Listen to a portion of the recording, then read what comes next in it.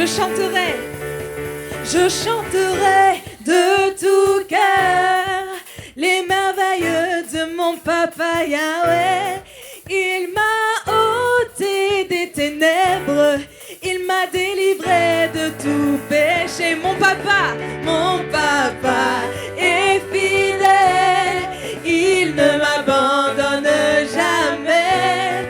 Je n'ai plus rien à craindre, car Yahweh, je suis dans la joie.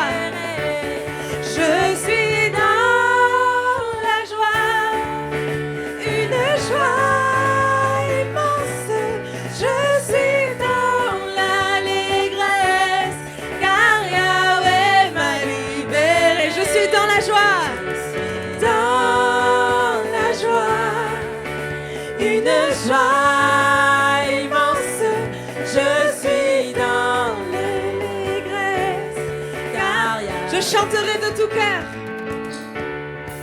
Je chanterai de tout cœur les merveilles de mon papa Yahweh. Il m'a ôté des ténèbres, il m'a délivré. Mon papa est fidèle, il ne m'abandonne jamais. Je n'ai plus rien à craindre, car Yahweh m'a libéré. Je suis dans la joie, je suis dans la joie, une joie immense. Je suis dans l'allégresse, car Yahweh m'a libéré. Je suis dans la joie, je suis dans la joie, une joie immense. Je suis dans l'allégresse, car Yahweh m'a libéré. On va chanter Aéa.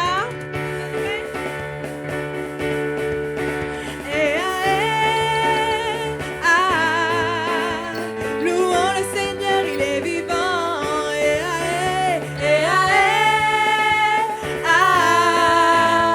Louons le Seigneur, il est vivant.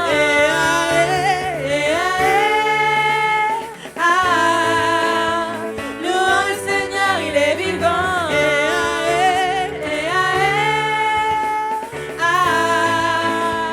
Louons le Seigneur, il est vivant.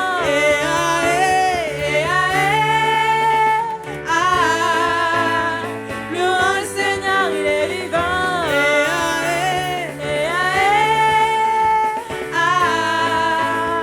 Louons le Seigneur, il est vivant.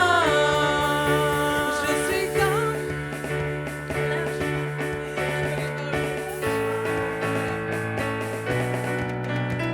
je chanterai.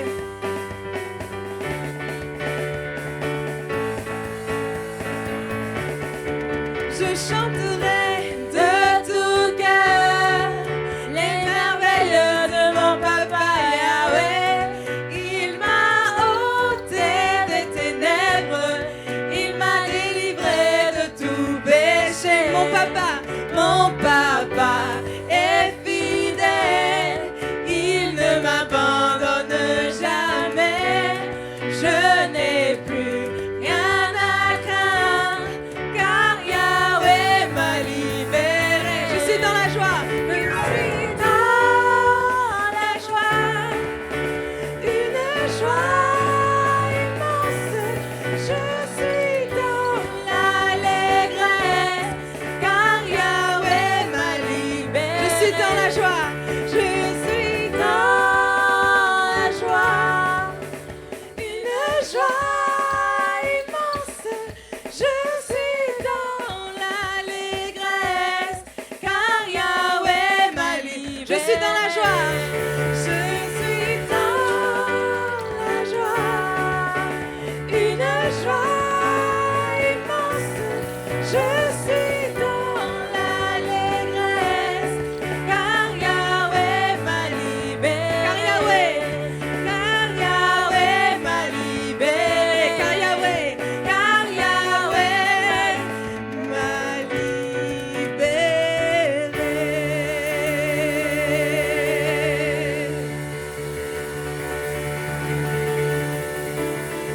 son nom résonne ce matin, qu'il résonne dans toute son église, dans tous les cœurs. Alors on va chanter que ton nom résonne en ce lieu, Seigneur.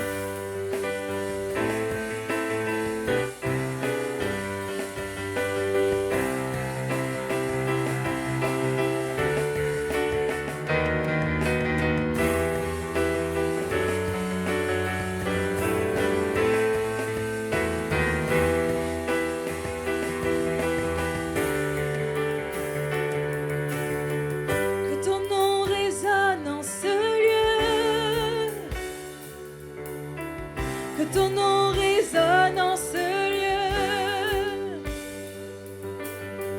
Que ton nom résonne en ce lieu.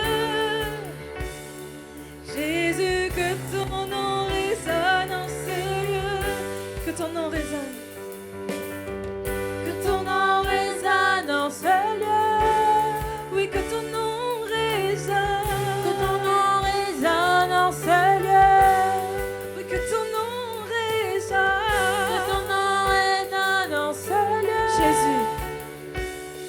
Jésus, que ton nom résonne. Que les murs tremblent. Que les murs tremblent au son de nos louanges. Alors que nos voix s'unissent à celles des anges. Répands sur nous ton esprit, ta puissance. Oh Jésus, que les murs tremblent. Que les murs tremblent au son de nos louanges, alors que nos voix s'unissent à celles des anges. Répands sur nous ton esprit, ta puissance. Oh Jésus, que ton nom résonne en ce lieu.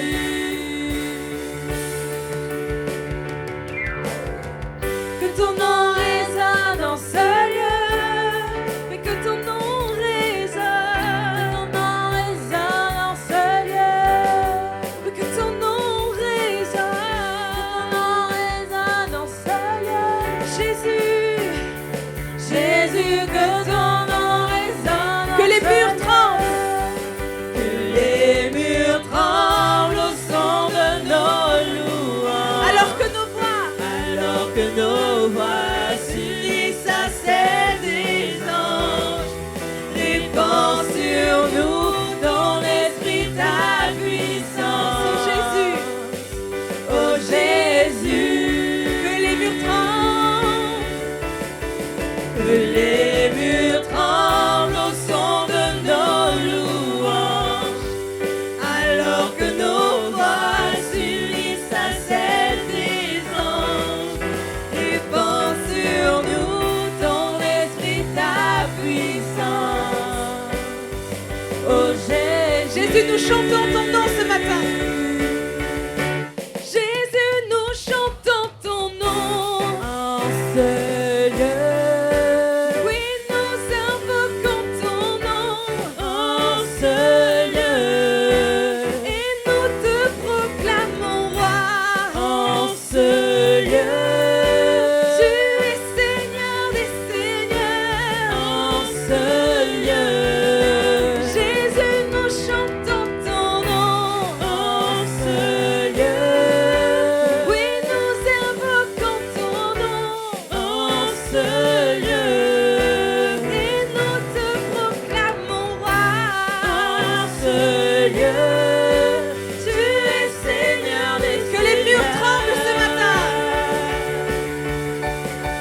Que les murs tremblent au son de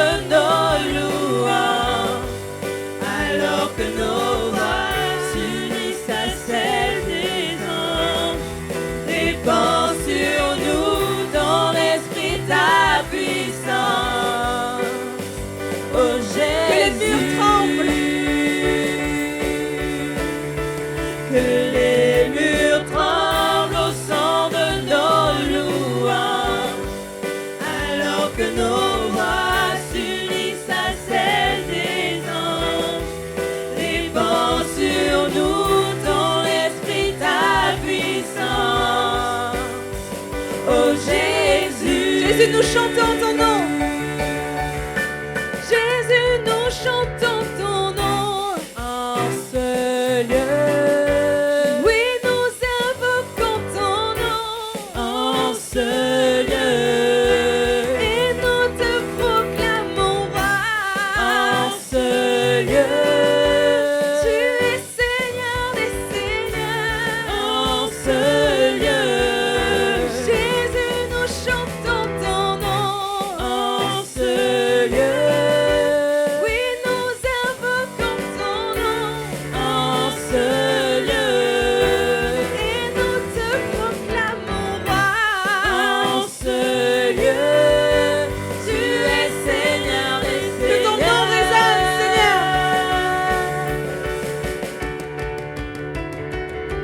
Que ton nom résonne en ce lieu. Que ton nom résonne en ce lieu. Oui, que ton nom résonne. Ton nom résonne en ce lieu. Jésus. Jésus, que ton nom résonne en ce lieu. Que ton nom résonne. Que ton nom résonne en ce lieu. Oui, que ton nom résonne. Que ton nom résonne en ce lieu.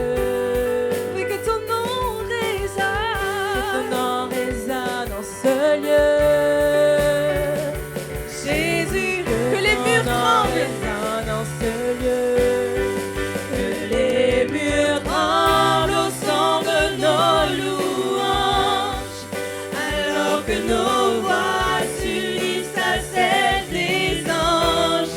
Répands sur nous ton esprit, ta puissance. Oh Jésus, que les murs tremblent. Que les murs tremblent au son de nos louanges. Alors que nos voix s'unissent à celles des anges. Répands sur nous ton esprit, ta puissance. Oh Jésus.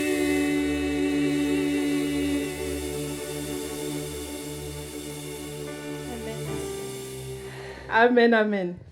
Comme vous le savez, aujourd'hui c'est le 8 mars et est célébrée dans le monde entier la Journée internationale des droits de la femme. Ça vous parle? Et dans beaucoup de pays, aujourd'hui, cette journée est l'occasion de reconnaître la place de la femme, l'engagement et son impact dans la société. Et au sein de notre Église, nous avons voulu marquer aussi cette journée d'une manière particulière. Vous comprenez déjà la couleur rose que vous voyez partout. Nous avons donc choisi de mettre les femmes à l'honneur en leur laissant la place dans la plupart des services de l'Église. Donc ne soyez pas surpris quand vous verrez des femmes à des postes inhabituels.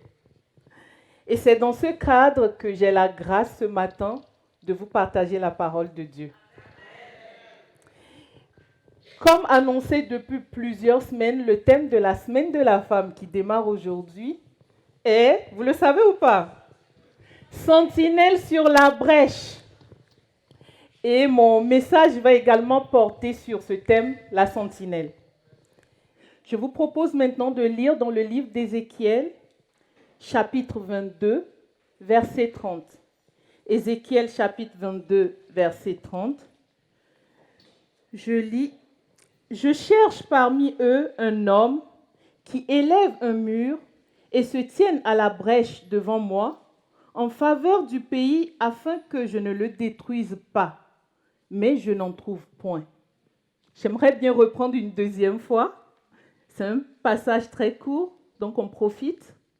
Je cherche parmi eux un homme qui élève un mur, qui se tienne à la brèche devant moi en faveur du pays afin que je ne le détruise point. Mais je n'en trouve pas. Je pense que ce verset est l'un des plus solennels de la Bible. Dieu ne parle pas de problèmes militaires. Il parle de problèmes spirituels. Et c'est ce qui est très intéressant. Avant d'aller loin, en fait, avec ce texte, j'aimerais qu'on examine le contexte de ce texte, le contexte biblique. Nous sommes dans le livre d'Ézéchiel, bien sûr, autour des années environ moins 600 avant Jésus-Christ. Et le peuple de Juda traversait une crise profonde. Spirituellement, on peut dire que tout est corrompu. Quand vous lisez le chapitre 22, vous comprendrez ce que je veux dire. Tout est corrompu. Les dirigeants abusent de leur pouvoir, les responsables religieux sont compromis, les prophètes annoncent de fausses prophéties et Ézéchiel décrit une société où l'injustice domine, la violence se répand, l'idolâtrie est complètement banalisée, la crainte de Dieu a disparu. Et on peut dire que le mur spirituel est brisé, le mur spirituel est tombé, et quand le mur tombe, vous comprendrez bien que les brèches apparaissent, et quand les brèches apparaissent, c'est le danger qui entre. Et c'est dans ce contexte précis que Dieu va dire, je cherche quelqu'un qui se tienne à la brèche devant moi pour que je ne détruise pas ce peuple parce que le péché est tellement énorme que la colère de Dieu s'est attisée. Si nous faisons le parallèle de ce texte avec notre monde actuel et que nous regardons notre société, nous pouvons retrouver des réalités similaires. Des dirigeants qui abusent de leur pouvoir, ça existe encore aujourd'hui. Des nations qui vivent sous l'oppression. Je ne vous apprends rien, il y a des guerres qui ont éclaté. En Ukraine, on le sait très bien depuis quelques années, au Moyen-Orient et dans plusieurs régions d'Afrique. La corruption a envahi des systèmes entiers et les valeurs morales dans les sociétés ont été renversées. Et vous savez aussi que le bien aujourd'hui peut être appelé mal et le mal peut être appelé bien. Donc la vérité aussi dans certaines sphères religieuses, dans certaines sphères spirituelles, est diluée, est parfois diluée. On ne veut pas dire la vérité de manière authentique, mais on préfère la diluer pour plaire à telle ou telle personne. Alors la question qu'on pourrait se poser, si Dieu dans le passé avait cherché quelqu'un qui se tienne à la brèche devant lui, est-ce qu'aujourd'hui, il en a trouvé? Parce qu'on voit que le problème existe. Est-ce qu'aujourd'hui, Dieu a trouvé cette personne parmi nous? Parce qu'en réalité, Dieu n'a pas besoin de ceux qui critiquent l'Église pour rien. Dieu n'a pas besoin de ceux qui condamnent le monde pour rien. Dieu n'a pas besoin de ceux qui se lamentent et n'agissent pas. Dieu a besoin et il cherche des porteurs du royaume. Et comme le texte le dit, des sentinelles. Dieu cherche des veilleurs spirituels, des gardiens, des bâtisseurs spirituels. Et ce qui est encore intéressant, on peut dire aussi que Dieu cherche, plus simplement, si je me réfère au texte, des hommes et des femmes qui se tiennent debout devant lui. Est-ce que ce matin, vous êtes prêts à vous tenir debout devant Dieu? Je viens de parler de la sentinelle, de se tenir debout devant Dieu, mais j'aimerais quand même qu'on réexamine en fait la notion de la sentinelle. Quel est le rôle de la sentinelle? Quelles sont les caractéristiques d'une sentinelle? Parce que c'est bien beau de parler de sentinelle, mais après, si on ne sait pas ce que Dieu attend de la sentinelle, on ne pourra pas agir. On est d'accord? Donc, si je reprends le texte de Ézéchiel 22, verset 30, la première caractéristique que je relève de ce texte pour une sentinelle, c'est se tenir devant Dieu. C'est très simple, une caractéristique très simple, se tenir devant Dieu. Dans le mode militaire, on peut dire qu'un soldat qui se tient à son poste, c'est un soldat qui est debout, prêt, vigilant et équipé pour passer à l'action. Spirituellement, on peut dire que se tenir devant Dieu commence tout simplement par un cœur qui se met en règle avec lui. Je ne peux pas aller intercéder pour les autres, je ne peux pas aller faire des choses si spirituellement je ne suis pas en règle avec Dieu. Donc, cela signifie quoi, plus concrètement? C'est de confesser ses péchés, de se repentir sincèrement devant Dieu, de rechercher la réconciliation avec Dieu, de rechercher la sanctification, marcher dans l'intégrité ou tout simplement développer une vie qui plaît à Dieu. Est-ce que c'est clair? Bref, une sentinelle sans sanctification, c'est comme un soldat sans armes. Et vous voyez ce que ça peut donner. Et j'aimerais prendre un exemple dans la Bible qui m'a vraiment interpellée par rapport à ce passage. C'est l'exemple de Néhémie. Vous le connaissez tous, dans le chapitre 1 de Néhémie. La Bible nous dit que, je fais un petit résumé, Néhémie vivait dans la cour du roi perse, et il était échanson du roi. Un poste très important, c'est-à-dire qu'il servait le vin au roi. Pour servir le vin au roi, il faut être quelqu'un de confiance quand même. Donc, il était un homme de confiance et historiquement, il faisait partie du peuple juif déporté lors de l'exil babylonien. Beaucoup de Juifs vivaient à cette époque dispersés dans l'Empire perse. Et un jour, certains de ses frères juifs arrivent de Juda et ils racontent une nouvelle terrible. Oh là, Jérusalem est en ruine, les murailles sont détruites, les portes ont été brûlées, la ville est exposée. Et la Bible nous dit dans le livre de Néhémie que Néhémie s'assit et pleura. Il s'assit et pleura. Et il a certainement décidé d'agir. Mais si vous lisez bien le texte, la Bible nous dit qu'il prie et dit à Dieu. Sa prière m'a beaucoup intéressée. Il dit, « Nous avons péché contre toi. Moi et la maison de mon père, nous avons péché. » C'est-à-dire que Néhémie ne pointe pas la faute des autres. Il ne dit pas, « Ce sont les autres qui ont péché, Seigneur. » Mais il s'inclut lui-même dans cette réalité. Il s'inclut dans cette repentance. Et on a vu après dans le livre le fruit de sa prière. Dieu a ouvert les portes, il a eu la faveur du roi, il a eu des ressources pour construire et il a reconstruit les murailles en quelques jours, ce que humainement parlant, on ne pouvait pas faire.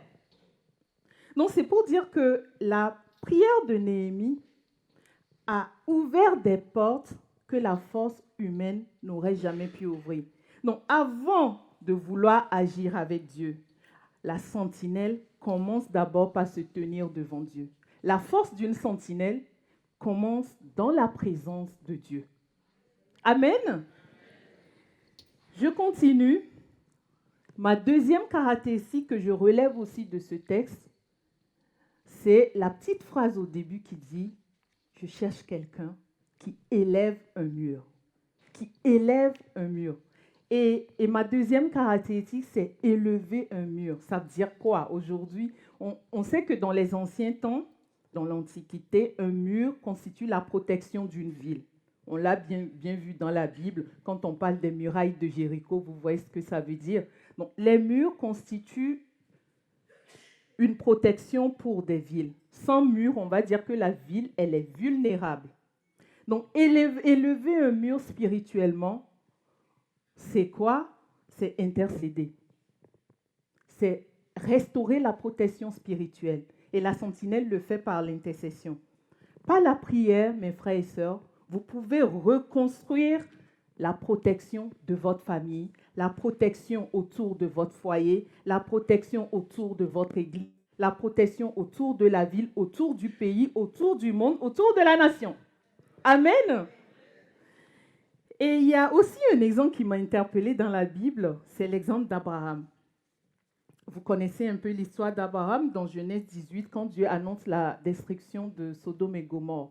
Pour ceux qui ne le savent pas, je résume un peu. Abraham était parti avec son frère, avec son neveu. À un moment donné, ils étaient devenus tellement riches que l'endroit où ils se trouvaient devenait un peu trop juste. Et puis, des disputes ont éclaté, bien sûr, entre leurs serviteurs. Donc, avec sagesse, Abraham a demandé à son neveu Lot, regarde et prends, si tu vas à gauche, vais à droite, ainsi de suite.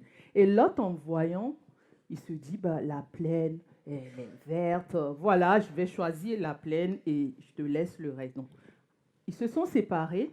Et plus tard, la ville de Sodome et Gomorrhe dont on parle était tellement remplie, on va dire, entre guillemets, de péché. Le péché était énorme que la colère de Dieu s'est enflammée. Et Dieu décida de détruire cette ville.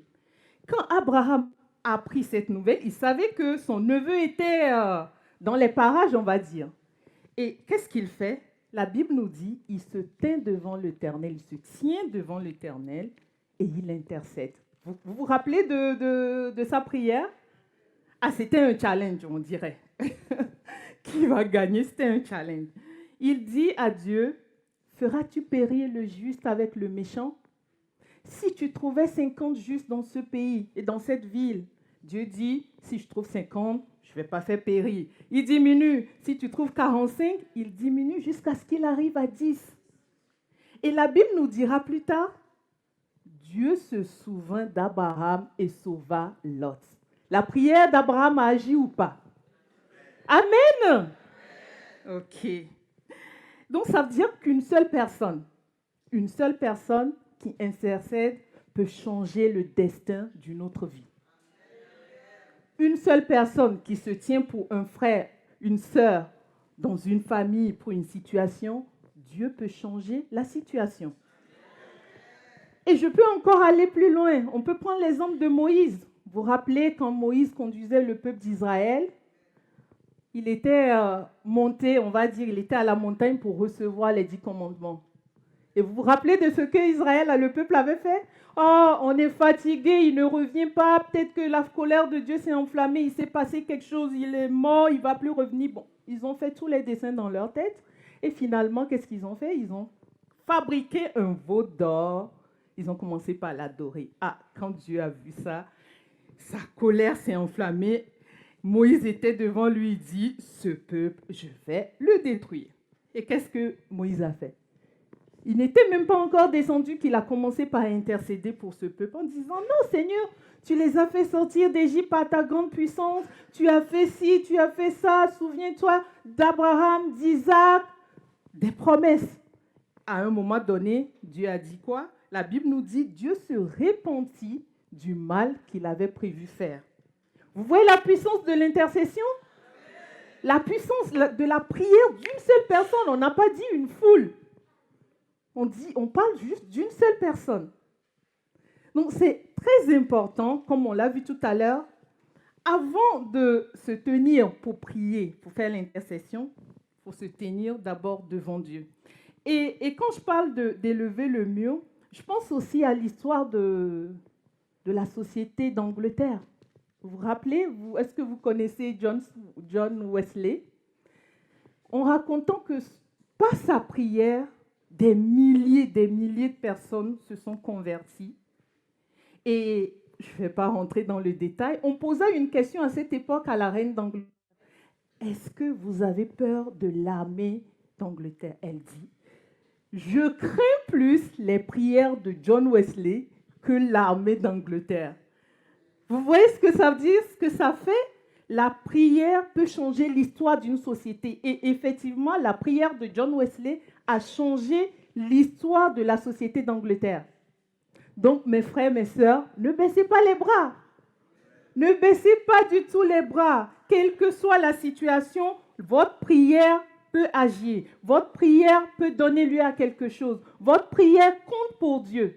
On n'a pas besoin d'être 10 000 en train de prier pour la même chose. Amen. Et la troisième caractéristique que je relève, pas cette fois-ci dans ce texte que nous avons lu, mais toujours dans le livre d'Ézéchiel, on va quand même lire le passage, ce serait plus intéressant. Ézéchiel 33, versets 7 à 9. Je lis Ézéchiel 33, versets 7 à 9. Et toi, fils de l'homme, je t'ai établi comme sentinelle pour la maison d'Israël. Tu écouteras la parole qui sort de ma bouche et tu les avertiras de ma part. Quand je dirai au méchant, tu mourras, si tu ne l'avertis pas, ce méchant mourra dans son iniquité. Mais je te redemanderai son sang. Si tu avertis le méchant et qu'il se détourne de sa voie, et qu'il ne se détourne pas de sa voie, il mourra dans son iniquité. Et toi, tu sauveras ton âme. Amen. Donc, de ce passage, je retire une caractéristique aussi importante de la sentinelle, c'est alerter et avertir. Quand Dieu nous parle, quand nous nous tenons devant Dieu pour nous, ensuite devant Dieu pour les autres, et que Dieu nous parle, Dieu nous révèle quelque chose, il est important d'agir avec sagesse.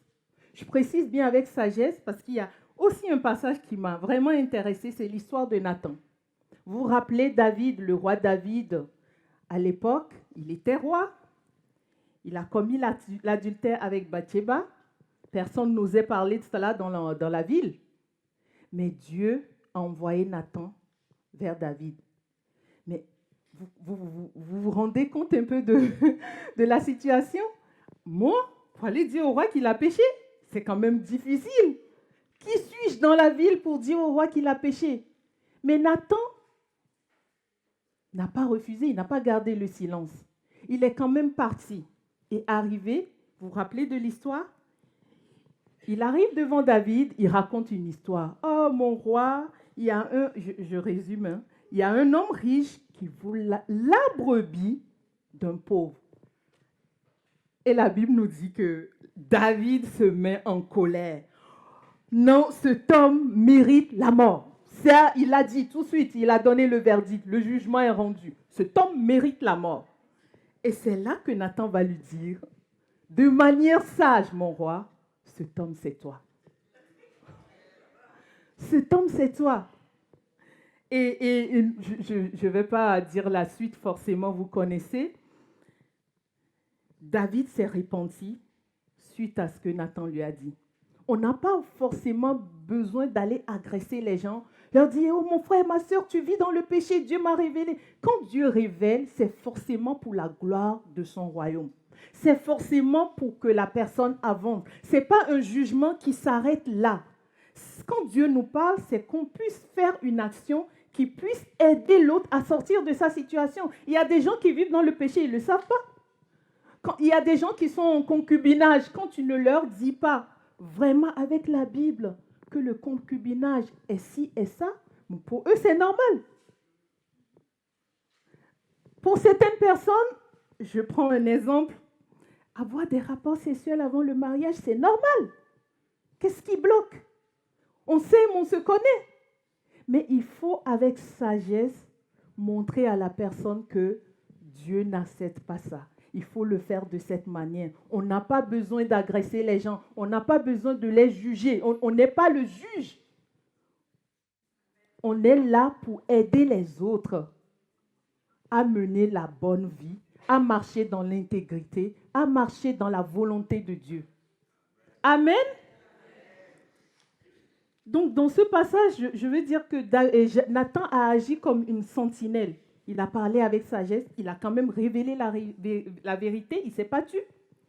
Et il a confronté David au péché. Et c'est très, très intéressant. Donc, une sentinelle peut veiller, intercéder, mais il est aussi important qu'elle agisse, qu'elle alerte, qu'elle agisse, qu'elle avertisse quand il le faut. La sentinelle ne doit pas garder le silence quand Dieu parle. Amen. Une dernière caractéristique que je relève toujours pour la sentinelle, cette fois-ci, ce serait dans Habakkuk. J'aime bien lire le passage avant de donner la sentinelle. Comme ça, le suspense règne un peu, c'est pas ça? Donc, on va lire dans Habakkuk 2, verset 1. « Je me tiendrai à mon poste, je resterai sur la tour, je veillerai pour voir ce que l'Éternel me dira. » Et moi, la partie qui m'a intéressée, je me tiendrai à mon poste. Et ma dernière caractéristique, bien sûr, pour la sentinelle, c'est se tenir à son poste. C'est la persévérance, c'est persévérer. Des fois, on fait des prières. On prie pour le même sujet pendant des années et des années. On ne voit pas de résultat. Mais on ne doit pas arrêter d'intercéder ou de prier pour cela parce qu'on n'a pas vu le résultat. Bien sûr, les plans de Dieu ne sont pas les nôtres. Une sentinelle ne veille pas seulement une nuit. Elle reste à son poste, même quand rien ne change. Elle reste à son poste jusqu'à ce que le Seigneur agisse. On a entendu des témoignages où des mamans ont commencé par prier pour leurs enfants depuis le jeune âge. Ils sont devenus adultes, mariés avec des enfants. Ils n'ont pas voulu mettre les pieds dans la maison du Seigneur. Mais un jour, seulement un jour, quelque chose s'est passé. Certains enfants, on a entendu, ils sont même devenus pasteurs. Ils sont dans l'œuvre de Dieu. Mais imaginez pendant combien d'années ces mamans ont prié. Elles peuvent vous dire pendant 20 ans, 30 ans. Est-ce qu'on peut tenir pendant 20 ans devant Dieu pour le même sujet? Est-ce qu'on peut tenir pendant 30 ans pour le même sujet?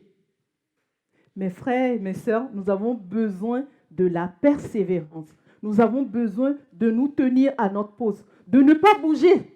Ce n'est pas parce qu'il y a telle situation qu'on va faiblir, dire ok, bon, ça fait longtemps que je prie, on va s'arrêter là, Seigneur, tu fais ce que tu veux, je vais continuer par un autre sujet. Mais on garde la foi, on garde l'espérance et on continue d'intercéder jusqu'à ce que le Seigneur agisse. Amen, amen.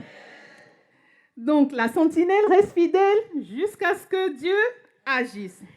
Mais en résumé, c'est pour dire que le Seigneur ne cherche pas une foule. Le Seigneur ne cherche pas un programme. Le Seigneur cherche une personne, quelqu'un. Ça peut être toi. Peut-être que ce matin, ce message, c'est une confirmation pour quelque chose que tu attends du Seigneur. Parce que dans le royaume de Dieu, comme nous l'avons vu, la prière d'une seule personne peut changer l'histoire d'une nation, peut changer la vie d'une personne, peut changer des situations. Une personne qui prie, qui intercède, peut sauver une nation, peut sauver un foyer, peut sauver une famille. Nous nous rendons compte qu'aujourd'hui, les brèches sont toujours là dans notre société, que ce soit dans les familles, que ce soit dans les couples, que ce soit dans nos relations, sur nos lieux de travail, dans nos voisinages, dans nos villes. Mais la question, ce n'est pas de savoir où sont les brèches. La vraie question, c'est de savoir qui se tient, qui veut se tenir pour sa famille. J'ai dit tout à l'heure, Dieu ne cherche pas des commentateurs de l'actualité ou des commentateurs des problèmes dans les églises. Dieu cherche des personnes qui ne voient pas le verre à moitié vide, parce qu'on a souvent tendance à faire ça. On ne voit que le verre à moitié vide. Le Seigneur cherche des gens qui voient le verre à moitié plein. Amen. Peut-être que tu te demandes si je suis parfait, si je suis parfaite pour répondre à cet appel. Mais Dieu n'a pas besoin de personnes parfaites. Dieu a besoin des personnes disponibles. Es-tu disponible ce matin pour te tenir à la brèche? Es-tu disponible ce matin pour agir comme une sentinelle? Donc, peut-être que le Seigneur t'a dit particulièrement quelque chose. Peut-être que c'est juste une phrase qui t'a touché. Peut-être que c'est juste un mot. Médite, réexamine ta vie. Revois ta relation avec le Seigneur. Et on va se tenir devant Dieu ce matin. On va commencer par cela, se tenir devant Dieu ce matin et prier ensemble. On prend ensemble le chant.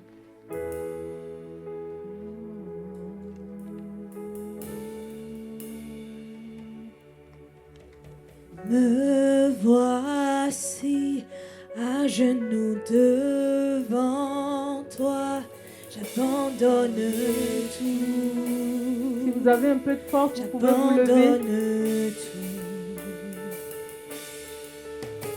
Mon seul désir, alors que tu m'attires, c'est d'être avec toi. C'est d'être avec toi. Je m'abandonne.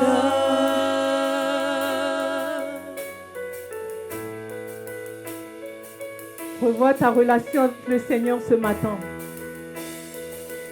Es-tu prêt à agir, à se tenir devant lui, pour toi et pour les autres, apporter ta famille, ta situation? Viens inonder mon âme, j'ai besoin de toi. J'ai besoin de toi. Les bras ouverts. Les bras ouverts, tu entends ma prière, parle à mon cœur, parle à je m'abandonne, Seigneur, je m'abandonne. Chante-le comme une prière ce matin. Je m'abandonne, je veux te connaître.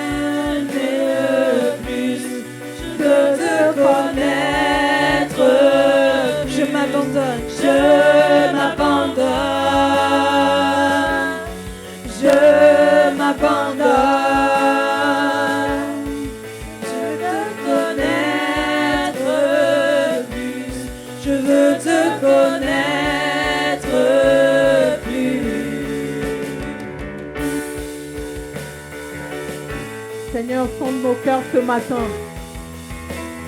Que ce soit une prière dans nos cœurs. Est-ce qu'on veut réellement connaître ce Seigneur? Est-ce qu'on veut se tenir devant lui pour mieux le connaître? Tel un vent puissant, souffle maintenant. Dieu vient régner, Dieu vient régner en moi. Tel un ouragan, réveille mon âme. Dieu vient régner, Dieu vient régner en moi. Tel un vent puissant, Seigneur. Tel un vent puissant, souffle maintenant. Dieu vient régner, Dieu vient régner en moi. Tel un ouragan, tel un ouragan, réveille mon âme.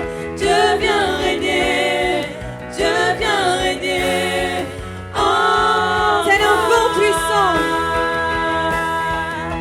tel un vent puissant, souffle maintenant.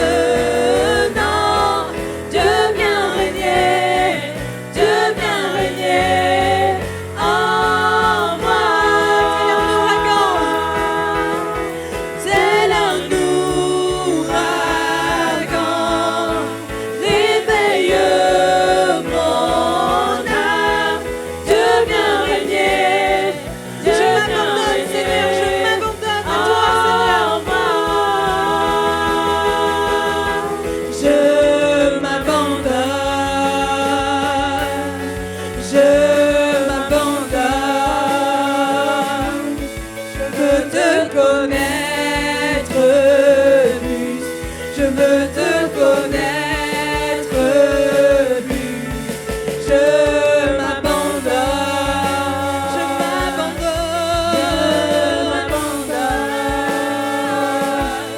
Je veux te connaître plus, je veux te connaître plus.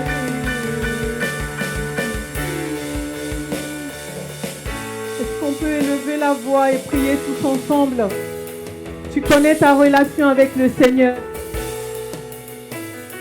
Alors présente cette relation. Examine-toi devant sa face. Tel un vent puissant, souffle maintenant. Dieu vient régner, Dieu vient régner en moi. Tel un ouragan, Oh Seigneur. réveille mon âme. Dieu vient régner, Dieu vient régner en moi. Tel un vent puissant. Seigneur, ce matin, nous voulons encore nous présenter devant toi. Nous voulons nous tenir devant ta face pour t'exprimer nos cœurs. Viens encore sonder nos cœurs. Viens parler à un cœur ce matin. Viens révéler quelque chose à un cœur ce matin. Éternel, nous voulons marcher dans l'intégrité, marcher dans la sanctification. Mais nous avons besoin de toi, de ton aide, de ta grâce. Et ce matin, je prie pour quelqu'un. Ce matin, je prie pour moi, Seigneur. Viens encore agir dans les cœurs ce matin. Viens encore nous révéler, Seigneur, ce qui ne va pas. Seigneur, viens encore ce matin. Éternel, pardonne-nous nos fautes. Pardonne-nous nos péchés. Pardonne-nous nos iniquités. Pardonne-nous nos manquements. Pardonne-nous, Seigneur, là où nous avons failli. Là où nous n'avons pas été à nos postes. Là où nous avons, Seigneur, abandonné. Éternel, ce matin, nous voulons encore venir nous tenir à nos postes. Mais nous avons besoin de toi. Nous avons besoin de ton aide. Nous Nous avons besoin de ta grâce, comme tu l'as accordé à Néhémie. Nous avons besoin de ta sagesse que tu as donnée à Nathan. Nous avons besoin, Seigneur, de prier, d'intercéder, de veiller, Seigneur. Nous voulons être des porteurs de ton royaume. Nous voulons être des gardiens spirituels. Nous voulons être, Seigneur, des veilleurs spirituels. Alors ce matin, viens encore agir dans nos cœurs. Viens encore agir dans nos vies. Viens encore transformer des vies ce matin. Père éternel, tu es le seul capable de toutes choses. Ta parole nous dit que rien ne t'est impossible. Alors ce matin, nous voulons encore nous attendre à toi. Éternel, prête encore oreille attentive à nos prières. Que nos prières, Seigneur, puissent monter vers toi ce matin comme un parfum de bonne odeur. Éternel, merci. Merci pour ta fidélité. Merci pour ton amour. Parce que, Seigneur, tu précèdes toutes choses. Merci infiniment.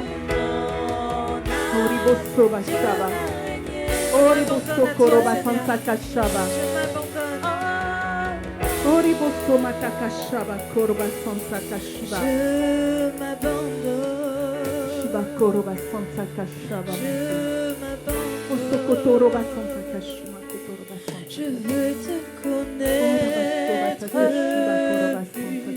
Je veux te connaître plus.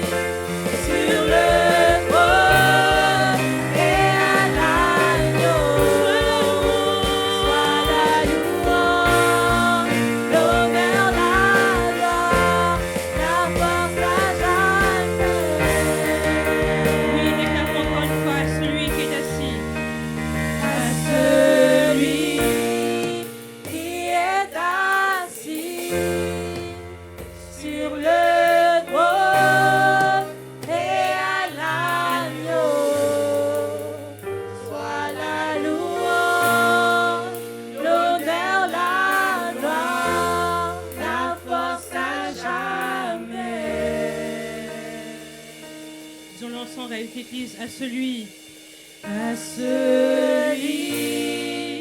qui est assis sur le trône et à l'agneau, soit la louange, l'honneur, la gloire, la force à jamais.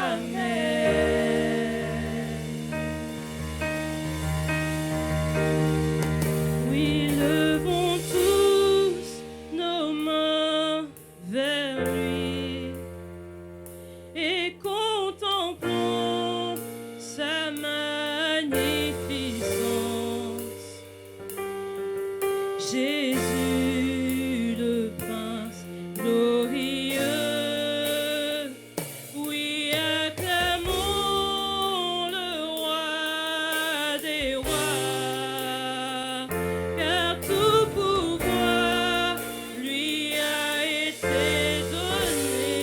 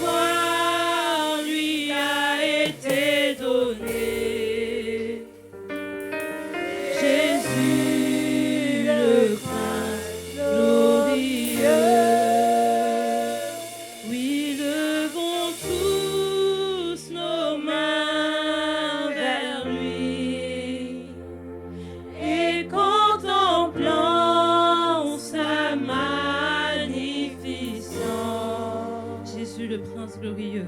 Jésus, le prince glorieux. Oui, Acclamons le roi des rois, car tout pouvoir lui a été donné. Jésus, le prince glorieux.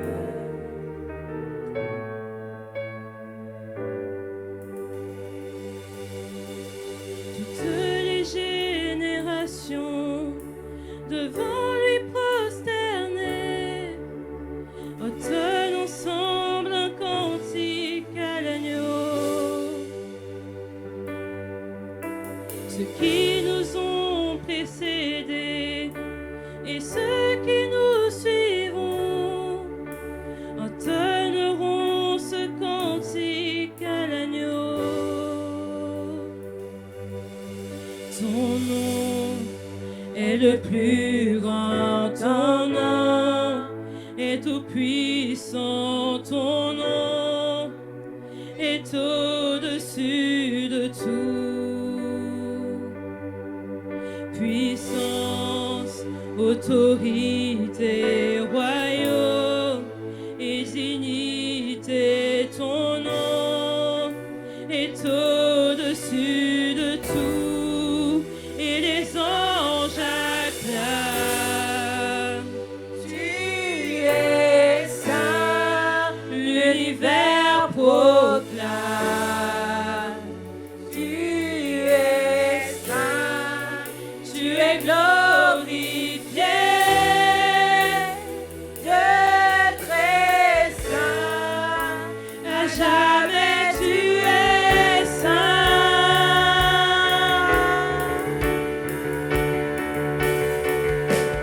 Vous qui l'avez pardonné, vous qui l'avez acheté, venez chanter ce cantique à l'agneau. Vous qui l'avez libéré, vous qui portez son nom, venez chanter ce cantique à l'agneau.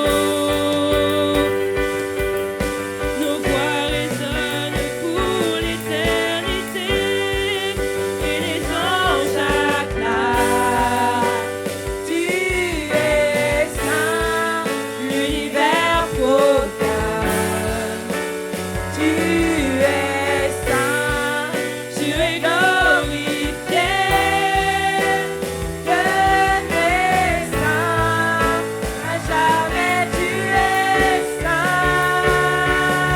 Et tout ton peuple crie, tout ton peuple crie. Tu es saint, Toi le roi des rois, tu es saint, tu es béni. tu es saint, À jamais tu es saint. Ton nom est le plus grand. ton nom est le plus grand, ton nom est tout puissant, ton nom est au-dessus de tout.